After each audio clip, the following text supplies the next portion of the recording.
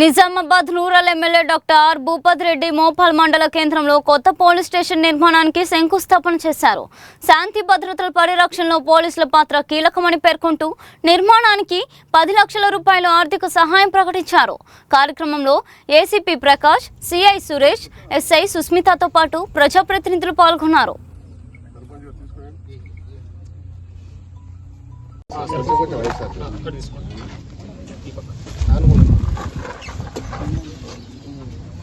हिरण्यवर्णां हरिणीं सुवर्णसृजां चन्द्रां हिरण्महीं लक्ष्मीं जातवेदो मवावः ताम् आवह जातवे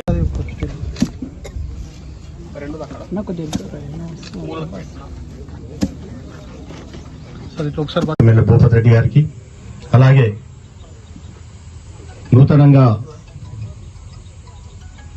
గీతా కార్మిక చైర్మన్ అయినటువంటి శేఖర్ గౌడ్ గారికి, అలాగే మన ఏసీపీ గారికి, యాదగిరి గారికి,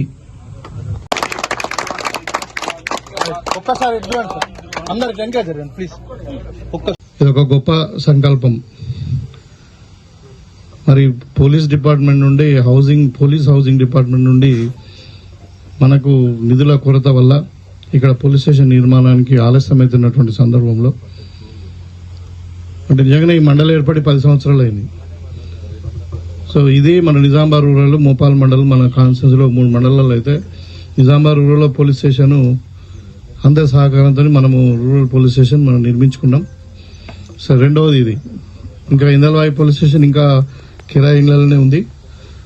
అయితే మన గవర్నమెంట్ ఒక జీవో తీసుకొచ్చి మరి గవర్నమెంట్ ఆఫీసెస్ అన్ని కూడా మరి రెంటెడ్ బిల్డింగ్ లో ఉండద్దు, మరి వేరే మనకు అన్యూజ్డ్ గవర్నమెంట్ ప్లాట్ఫామ్లోనే ఉండాలని అన్నప్పుడు ఒక ఇబ్బంది అయింది.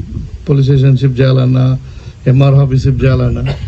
సో నిజంగానే అంటే నేను ఈ స్థానిక ఎస్ఐ గారిని, సుస్మిత గారిని నేను అభినందిస్తా ఉన్నా. మంచి ఇనిషియేటివ్.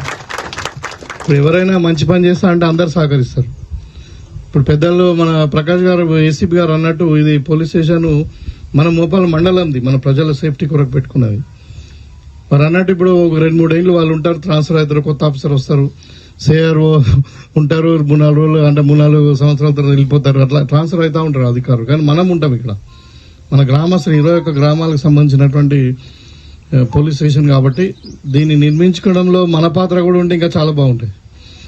దాంట్లో భాగంగానే మరి అందరి సహకారంతో నిర్మించుకుందామని చెప్పినప్పుడు మరి నా దగ్గర కూడా నిజంగానే మీకు తెలిసి మన గ్రామాలు ఎక్కువ, మరి నిధులేమో తక్కువ ఉన్నాయి కాబట్టి మరి అయినా కానీ మరి నా వంతు దీంట్లో ఏం లేకుంటే బాగుండదని చెప్పి ఒక 10 లక్షల రూపాయలు ఇచ్చి మరి ఈ కార్యక్రమాన్ని మనం ముందుకు పోదామని చెప్పడం జరిగింది.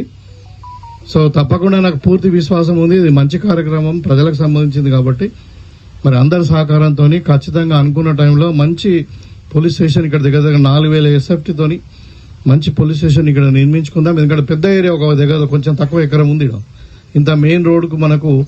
సో దీంట్లో అవసరం ఉంటే భవిష్యత్తులో మనకు ఇంకా కాంపౌండ్ వాల్ కానీ, ఇంకా స్టాఫ్ క్వార్టర్స్ కానీ కట్టుకోవడానికి కూడా గవర్నమెంట్ నిధులు కూడా మనం ప్రయత్నం చేస్తూ ఉన్నాం. మనం పోలీస్ డిపార్ట్మెంట్ కాకుండా ఇంకా ఆర్ఎంబీ డిపార్ట్మెంట్ ఇంకా వేరే దగ్గరికి వెళ్ళినా మనం ప్రయత్నం చేద్దామని ఒక ఆలోచన ఉంది. అంటే ఒక 2-3 విషయాలు ఇప్పుడు మన ప్రభుత్వం యొక్క ఆలోచన విధానం. రేవంత్ రెడ్డి గారి నాయకత్వంలో మన తెలంగాణలో ప్రభుత్వం ఏర్పడ్డ తర్వాత ప్రజెంట్ ఛాలెంజెస్ అంటారు, దాన్ని ఏమంటారు తెలుగులో ఛాలెంజెస్ అంటే ఇప్పుడు మన సమాజం ఫేస్ చేస్తున్నటువంటి ఛాలెంజెస్ ఉన్నాయి ఒక 2-3. దాంట్లో ఒకటి ఏంటంటే సైబర్ క్రైమ్, ఇంకొకటి ఏంటంటే డ్రగ్స్, అదే గాంజా, డ్రగ్స్, ఇవన్నీ అంటే మారక ద్రవ్యాలు.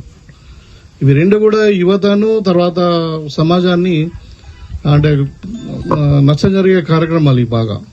సో కాబట్టి దీని మీద పెద్ద ఎత్తున ఉక్కుపాదం వహించి ఇవాళ మనకు ఈగల్ టీమ్ అనేది ఒకటి సపరేట్ ఒక ఏజెన్సీ పెట్టి దానికి మరి మొత్తం అన్ని విధాలు దాన్ని రీఇన్ఫోర్స్ చేస్తూ మరి లోకల్ పోలీస్ డిపార్ట్మెంట్ తోని మరి వాళ్ళందరితో కలిసి మనం డ్రగ్స్ నివారణలో మన రాష్ట్ర ప్రభుత్వము పూర్తిగా నిమగ్నమైందంటే 80% డ్రగ్స్ ఫ్రీ తెలంగాణ ఉండాలి. నాకు తెలిసి ఈ 2 సంవత్సరాల్లో నాకున్న రిపోర్ట్ చాలా మటుకు దగ్గర 80% ఆఫ్ ద డ్రగ్స్ తగ్గింది. ఏదో అక్కడక్కడ కొంచెం ఏదో స్మాల్ క్వాంటిటీలో ట్రైన్లలో ఇంకెక్కడ మహారాష్ట్ర దగ్గర ఉంది కాబట్టి అట్లా వస్తుందని సమాచారం ఉంది. బైక్ల మీద పోయి కొంతమంది ఇట్లా చేయడం, కానీ బల్క్ సప్లై అనేది మొత్తం ఆగిపోయింది చాలా మందికి. సో ఇంకా మనం అందం ఏంటంటే ఇప్పుడు ఒక పోలీస్ వాళ్ళదే కాదు, ఇది పోలీస్ డిపార్ట్మెంట్దే కాదు, డ్రగ్స్ నివారణ అన్నది మన అందరి బాధ్యత.